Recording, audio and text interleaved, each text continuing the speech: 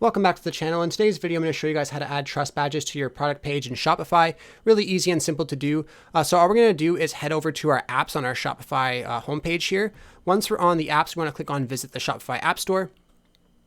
So once this loads up here, we're just going to search for trust badges. So let's go ahead and just search for trust badges and click on Enter. And then we just want to find one free trust badge right here. So like Trust Me Free Trust Badges. So let's go ahead and click on that and click on Add App. So it's going to take a second to add the application. You want to install it as well. And we'll just give it a couple of seconds to do its initial load here.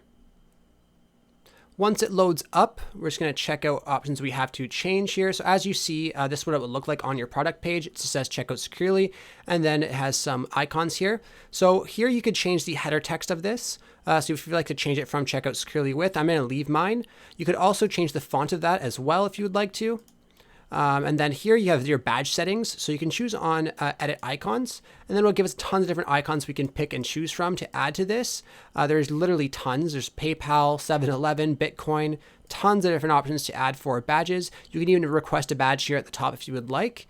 Once you're done choosing your badges, you just want to click on Done, and then it would update with all the badges that you chose. You could also adjust the alignment, the header size, and the badge size as well. And you could also adjust the text color. But once you're done adjusting and changing everything how you would like it, you just want to click on Save here at the top. Once it says success, you could head over to your page and you could check out your new badges. So I'm just going to go over to one of my product pages here, and I'll show you guys what it looks like.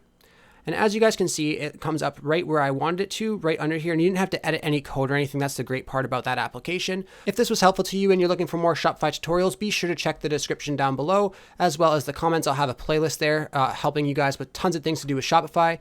If this was helpful though, be sure to leave a like on the video and subscribe for more. Thanks for watching.